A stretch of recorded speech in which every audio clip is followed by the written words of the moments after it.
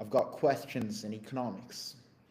What would what did the tariffs mean for developing economies? What do the tariffs launched by the American administration mean for developing countries? Economist Cullen Hendricks is just one of many economists who have pointed out that these new tariffs actually go against trade rules, right? Trade rules as established and embodied by the World Trade Organization. They are not reciprocal and they will erode America's political standing in developing economies. So this comes after American drawdowns of development assistance. The reason that the new American tariffs are not reciprocal tariffs is that they are not a tit-for-tat retaliatory measure, something allowed within the rules. For example, Vietnam's average most favored nation assessed tariff rate was 9.4%. This means that under WTO rules, Vietnam was entitled to a 9.4% tariff against the world. In return, the United States was entitled to reciprocal tariffs of 9.4% against Vietnam. Now, the Americans went against these rules, and on April 2nd, they exacted the 46% tariff against Vietnam. So, what this basically paints a picture of is this. American tariffs were lower than those of Vietnam, and in fact, they were lower than those of many countries around the world. The United States, under WTO rules, was entitled to exacting a certain level of tariff rates, depending on the level of tariffs that other countries had, right? There's an allowance for that. But the Americans went above and beyond that in their tariff tirade.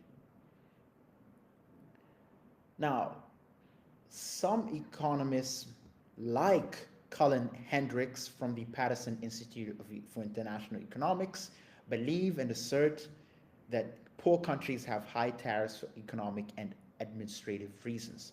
But we can go further, right? And say that poor countries are just not following what is standard economic practice. And they are, in fact, destroying the wealth of their own compatriots, their citizens, in imposing very, very high tariffs. So already Vietnam had high tariffs, but it was not the only poor country, or rather developing country, that had high tariffs against the United States that were higher than those that the United States had against them. The White House asserts that the adverse effects of the 2nd April 2025 tariffs can be countered by efforts to stimulate domestic comparative advantages.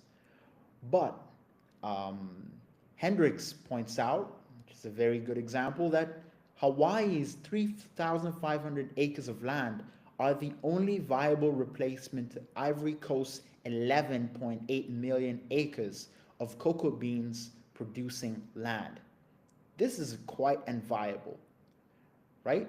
So consider that, say, the United States might want to wipe out or block 76% of Ivory Coast's exports to the United States, exports that were made in cocoa. Well, they just cannot replace this cocoa. The integrity of U.S. policy objectives that include the generation of government revenue, the restoring of U.S. industry, and the rebalancing of bilateral trade ties cannot easily be defended, right? That's at least from economic principles. Or rather, these objectives can be set, the objectives can be set, but the way that the goals are being pursued is destructive and unstrategic, right? The US stock market performance reflects The US firms are already expressing what foreign firms in the developed and the developing world know, which is that trust is a critical component of policy making, but they are in an untrustworthy manner.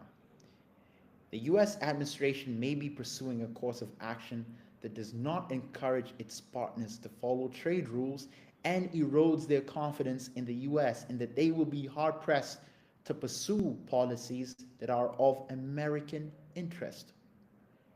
Thank you.